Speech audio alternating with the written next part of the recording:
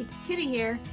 Today I'm just going to take you through how I made my miniature dollhouse quilt. So here is my dollhouse miniature bed. And you can see I've got my little bear. I showed you him before. He's sleepy and he's shy. And the bed came with this pillow actually. This pillow I bought from my dollhouse miniature lady, $4. And this is what my bed looked like when I bought it, the pillow. So pretty much what I did was I picked out some materials that I wanted. Obviously this wasn't one of them, but I don't think I've used this one yet. But it's cute. But you can see all the ones that I've used. This one here. I've used this here. And this yellow, and it's got some gold metallic in it. And then this orange that also has the gold metallic in it as well. So I like the autumn theme. If you know that about me, I pretty much just, you can see this is not perfect, you know, it's handmade, hand sewed, but you know, this isn't going to be played with. It's just going to be out for show, and so I hope not to handle it too much, you know, in the future. So I am pretty careful with it, but you can see, oh, one more color for the back. I have black.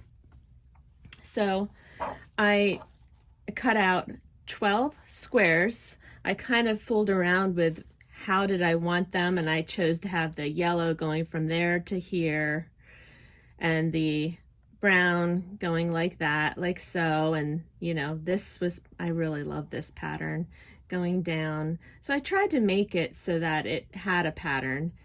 And I wanted to make it wide enough so that it fits within the bed and so that it can hang over the bed. And it's actually, now that I've had it tucked in under for so long, I could probably just let it hang down off the sides because I think that looks quite nice. And perhaps, you know, fold the top back a little bit, prop it up. Not sure.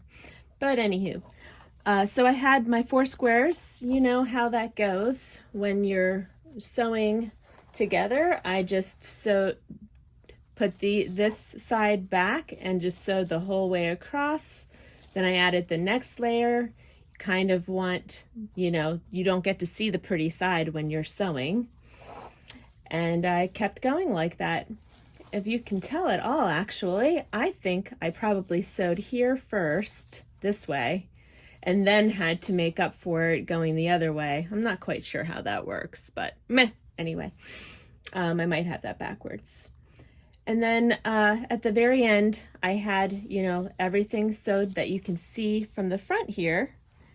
And I wanted to, because it's pretty ugly, put a backing on. So I cut out the black just a little bit, just about the same width that it was, and then took the ugly sides, didn't get to see the pretty sides because, you know, you need it the other way around. And I started sewing all that together. And I sewed the whole way around until I got to here.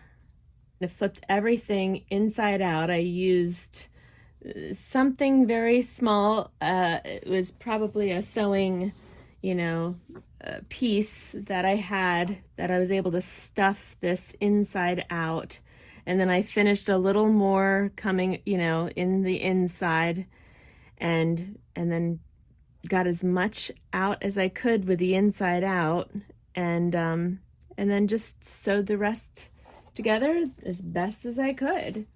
This is where it was. So when I finished with sewing around the outside, I left this much room here, you can see my stitching, to be able to flip it inside out, and then I finished up the sewing around the edges. And I do have it pretty well hidden. Now that's a reason to tuck in my quilt into my bed. But it worked for me on the, you know, when you're just looking at it on the bed, I think it looks nice. Plus I'm proud of it because it's, you know, it's something that I made. It's homemade. I made effort. And that's, you know, that's half the fun of it, is having a little project, seeing how well you can do it. And maybe you can do it better. Maybe I could do this better, but I'm okay with this.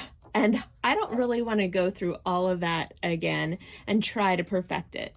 So I had a sewing machine and I never used it, and it was just taking up space.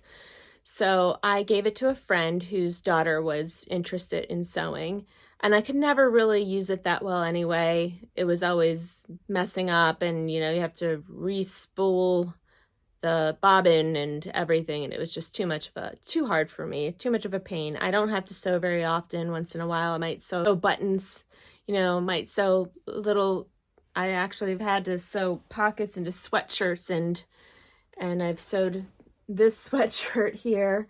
You know, you do what you can to preserve your clothes, especially some of your favorite clothes. If I had a sewing machine, I really knew what I was doing. My point is, yes, I could more easily just make all of the quilts that I wanted to. And I know people do this by hand all the time on the big scale, the people scale, but for me, that was enough. So I hope you enjoyed this video. I thank you so much for watching. And please like, subscribe, comment, let me know all the projects that you've worked on. And I'll share some more with you soon.